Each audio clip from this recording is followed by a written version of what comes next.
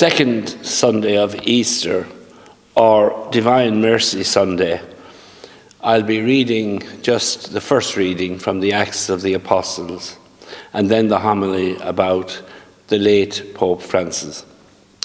The Lord be with you. A reading from the Acts of the Apostles. The believers devoted themselves to the apostles' teaching and the fellowship, to the breaking of bread and the prayers. And awe came upon every soul, and many wonders and signs were being done through the apostles. And all who believed were together and had all things in common, and they were selling their possessions and belongings and distributing the proceeds to all as any had need. And day by day, attending the temple together and breaking bread in their homes, they shared their food with glad and generous hearts, praising God and having favor with all the people. And the Lord added to their number day by day those who were being saved. The word of the Lord.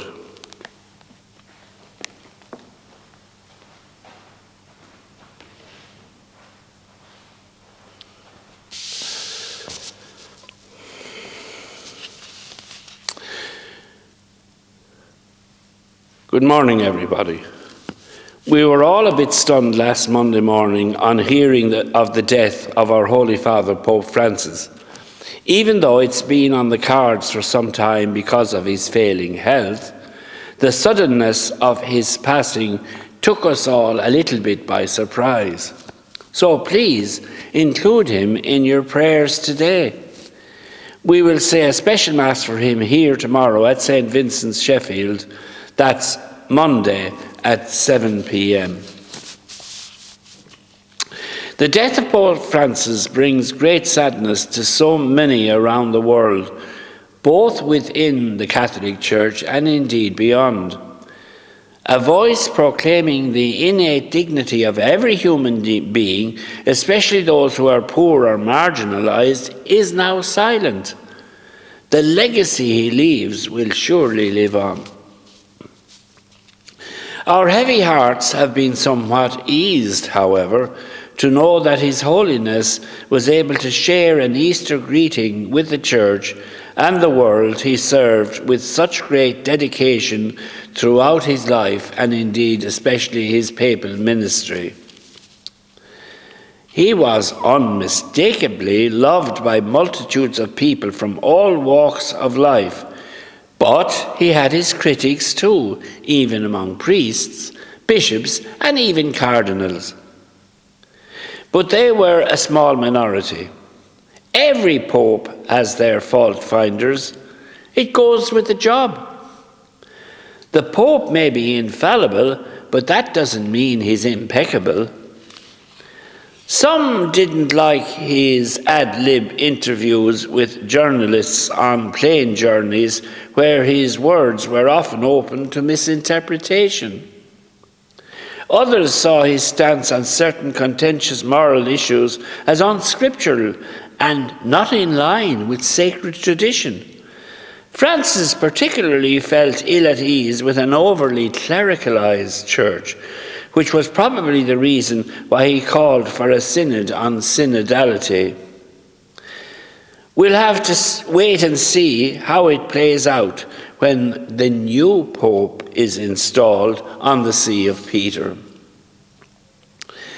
His firm belief that care for creation as an essential component of faith in God resounded with so many across the world.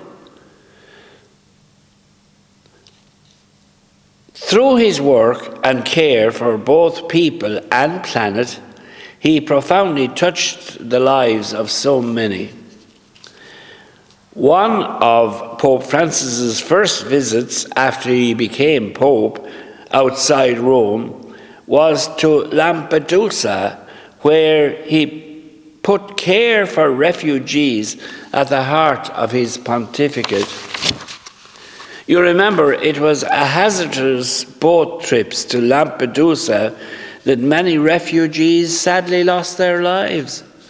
And in an increasingly hostile context across the world, he was resolutely on the side of people driven from their homes by violence, poverty, and war.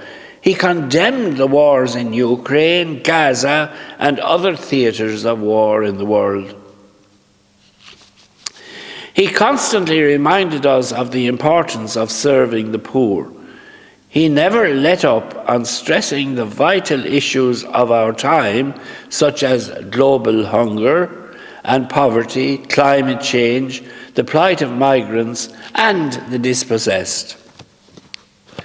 In his landmark encyclical Laudato Si, he gave voice to the cry of the earth and the cry of the poor, reminding us that ecological degradation and social injustice are deeply entwined. All in all, he was a radical pope who worked tirelessly for the good of the church as he saw it. The soaring crowds who came from far and near, who attended his funeral yesterday, are ample testimony to this. We pray for the happy repose of his soul, that he may know in full measure the merciful and loving embrace of the Father, of the one God to whom he gave his life in unstinting service. May he now rest in peace and rise in glory. Thank you all very much for listening, and God bless you all.